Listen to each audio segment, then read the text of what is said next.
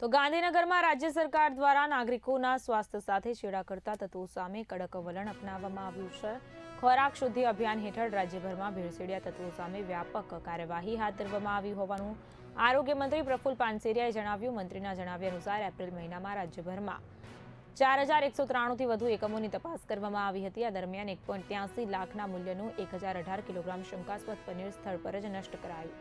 આ કાર્યવાહી ખોરાકની ગુણવત્તા જાળવવા અને ભેળસેળ સામે કડક સંદેશ આપવા માટે મહત્વપૂર્ણ માનવામાં આવી રહી છે। તે ઉપરાંત અમદાવાદ સહિતના વિસ્તારોમાં ફાર્મા પેઢીઓ પર પણ દરોડા પાડવામાં આવ્યા। આ દરોડાઓ દરમિયાન અંદાજે 1.21 કરોડથી વધુ કિંમતના શંકાસ્પદ દવાઓના જથ્થાને જપ્ત અથવા તો પ્રોહિબિટ કરવામાં આવ્યા હોવાનું મંત્રીએ જણાવ્યું। નકલી ગુણવત્તા વિહીન અને નશાકારક દવાઓના ગેરકાયદેસર વેચાણ સામે રાજ્ય સરકારે ઝીરો ટોલરન્સ નીતિ અપનાવી। તંત્ર દ્વારા વડોદરા, સાવલી અને ભરૂચ સહિતના વિસ્તારોમાં ફાર્મા એકમો પર ચકાસણી કરવામાં આવી।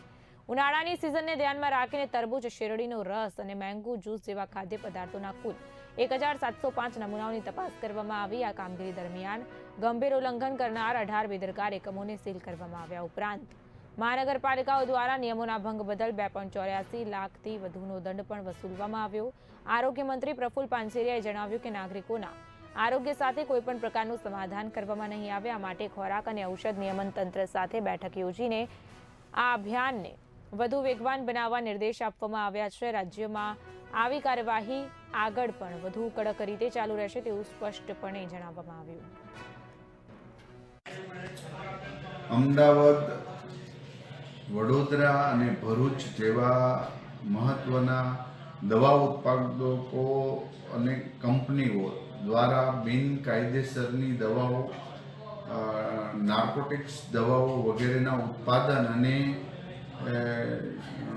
વ્યક્તિઓને જે નુકસાન પહોંચાડતી દવાઓ, આ તમામ પ્રકારની જ્યારે એકવાર અમારી મિટિંગ બોલાવેલી હતી ત્યારે ફૂડ એન્ડ ડ્રગ્સને અમે કડક સૂચના આપેલી અને અમારા અધિકારીઓ દ્વારા ગુજરાતની અંદર દરોડા પાડીને 1,21,00,000ના આવા દવાના જથ્થાને જપ્ત કરવામાં આવ્યો છે અને 2 થી 3 પેઢીના લાયસન્સ રદ કરવામાં આવ્યા છે। ઇમ્પોર્ટ એક્સપોર્ટ કરનારી કંપનીઓના પણ લાયસન્સ રદ કરી દેવામાં આવ્યા છે। યુસુફ મેડિસિન્સ અમદાવાદ ખાતે જે આયુર્વેદ દવાની અંદર એલોપેથિક દવાઓ ભેળવીને પણ વેચાણ કરતા હતા, જે ખરેખર શરીર માટે પણ હાનિકારક છે, લોકોને છેતરવાની વાત છે। આયુર્વેદની દવાઓ લોકોએ લેવી જોઈએ તો એના નિષ્ણાત તબીબી પાસે લેવી જોઈએ, આવા લેભાગુ તત્વો પાસે લેવી પણ ન જોઈએ।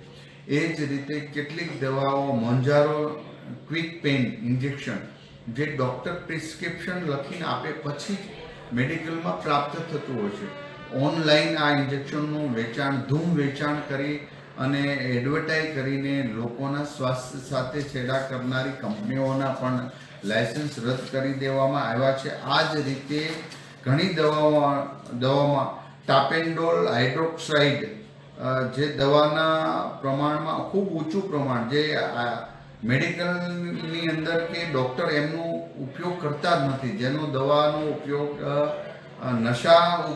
નશા કરવા માટે ઉપયોગ થતો હોય છે, એવી દવાને કરીને નાશ કરી દેવામાં આવ્યો છે। આ તમામ અમારા અધિકારીઓની ટીમ દ્વારા કામગીરી થઈ રહી છે અને ગુજરાતની અંદર આવા તત્વો જે દવાઓમાં ભેળસેળ કરે છે, ડ્રગ્સ સાથે છેડા કરી યુવા ધનને ગેરમાર્ગે દોરી અને નશાકારક દવાઓનું પણ વધુ પ્રમાણ દવાની અંદર નાખી અને નશાયુક્ત દવાઓનું વેચાણ કરનારા લોકો ચેતી જાય, કારણ કે આ પ્રકારનું કોઈ પણ બિનકાયદેસર વેચાણ અથવા તો ઉત્પાદન ફૂડ એન્ડ ડ્રગ્સ ક્યારેય સાંખી લેશે નહીં।